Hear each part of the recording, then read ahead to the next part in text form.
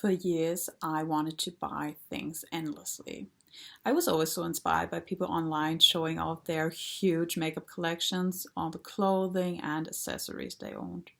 And of course, I was also a little bit jealous because I couldn't or I can't afford that. But I wanted to so badly. So I bought anything that was cheap or affordable, even if I didn't really love it, just for, the sake of owning more. With the years, I've grown extremely sick of it. I hate having a closet with a million different clothes, half of the time not knowing what's even in there, and so many of the items are horrible quality, breaking after wearing or washing them a couple of times. I have so much makeup that I don't use, and it just ends up expiring in my desk. But that's what I saw. All of the makeup collections, how pretty it looks, how nice it must feel. But I've truly come to the conclusion that it feels awful. It feels awful to own so much, to have so much clutter everywhere, just so much plastic that you don't really care about. I think about my grandma a lot. She owned so little, and when she did buy something, it was a piece she truly loved. She gave a good thought before buying it, and then she used it for years and years on end. I've come to realize how nice that is. How nice it is to own something and truly love it. To whip out the same summer dress every year, remembering all the sunshine it has already soaked up, all the good memories it contains. How many days your favorite shoes have walked with you, the bracelet that has been on your arm for years, always with you. I love when people have things that I remember them by. My coworker, for example, she has a scarf that she always wears, and every time she gets it out or she puts it around herself, it almost is a comforting picture because it feels so much like her. It contains so much energy of her. I recognize my mom by the earrings she wears, my grandmother by the silk scarf she always has around her neck. When I think about those pieces, I feel so much comfort by them. And same goes for the couple of pieces that I have loved for so long. As I told you about those things, you might have thought about pieces that you feel comforted by. Maybe a certain piece of furniture, or your favorite childhood plushie. A book that is so worn out, but you still carry it with you. So, why did we stop being this way? Why do we want so much more all the time? And why did we stop loving things?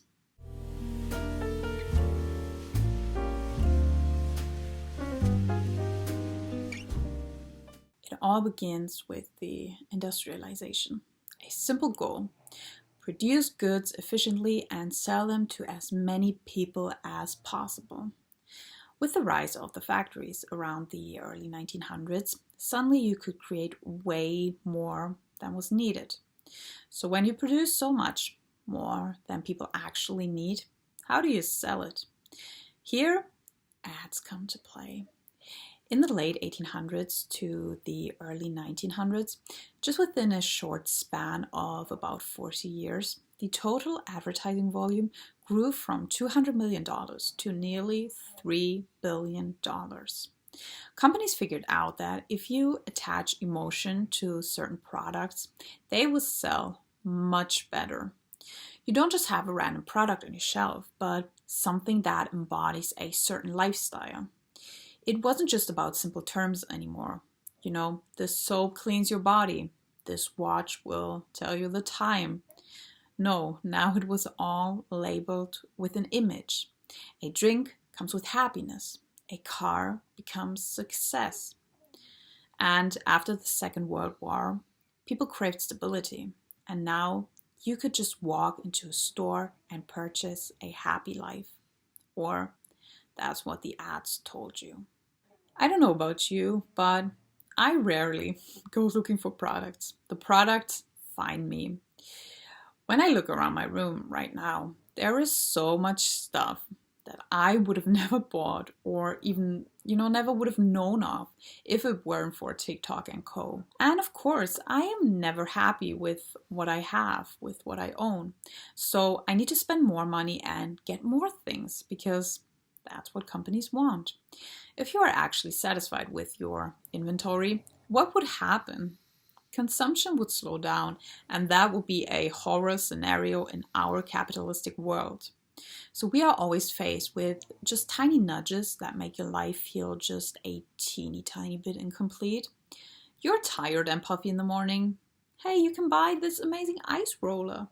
You sleep bad at night? Hey, what about this weighted blanket? Want a better jawline? This gua sha might be the solution. If you own this car, your social status will rise up by 1,000,000. This new phone will make your life so much more efficient. Social media plays a huge role in this, since it truly blurred the lines between people and ads. Scrolling TikTok and watching and browsing a store are the same things nowadays, basically. Everyone is just trying to sell you something with everything all the time.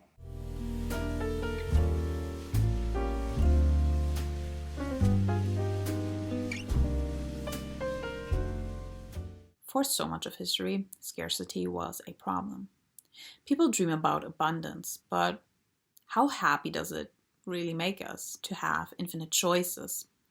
Nowadays, we have access to what feels like everything. You open Netflix and have 1,000,000 different choices, but nothing feels good enough.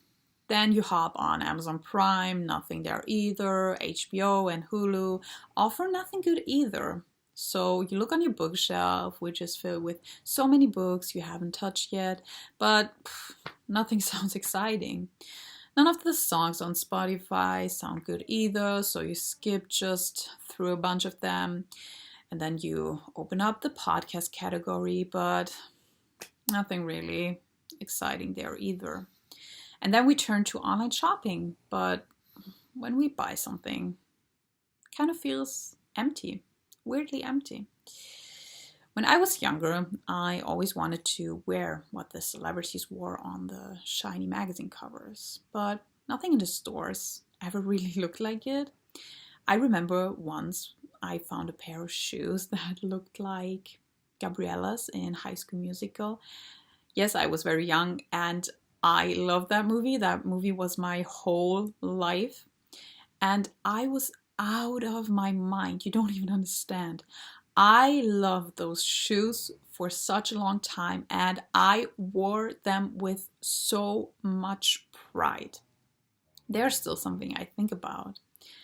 But nowadays, if your favorite celebrity wears something, you can just Google search it and Shein will probably have a copy of it.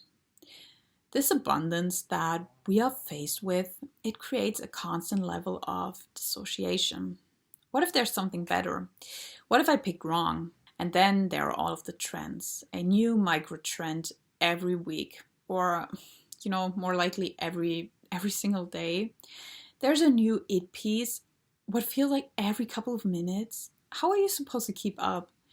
Sometimes when I don't open social media for a while and then turn back to it, I see so many videos where people hold a piece of clothing into the camera and talk about, this is the new viral jacket that everyone's talking about, and those are the jeans everyone's wearing, that everyone's buying, and I have never seen them in my life before.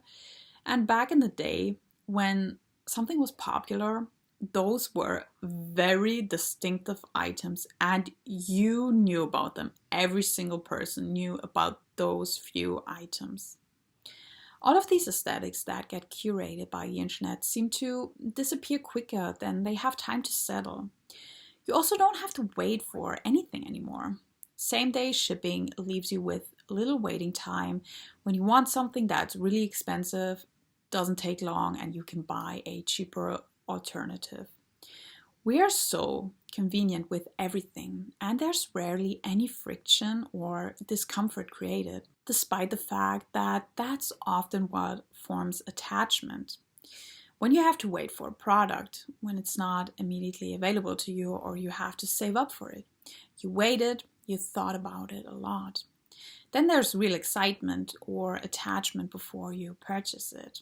But how many times do we buy without thinking, without any need, and end up with so much baggage?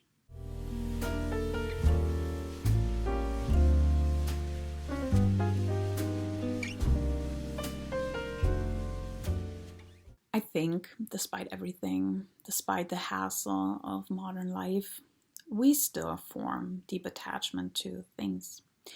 And a lot of the times, it's not the newest one, not the most expensive or the most optimized ones.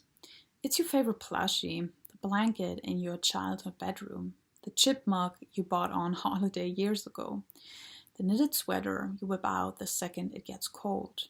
Those items are time capsules. They've seen different versions of us, lived through years and experiences with us. I've worn the same sandals for the last couple of summers, and I'm honestly so happy that they're still even holding up. The second I get them out of my closet and I see them on my feet, it finally feels like summer and my steps feel lighter again. They have been with me on holiday. They walked endless miles through cities and beaches.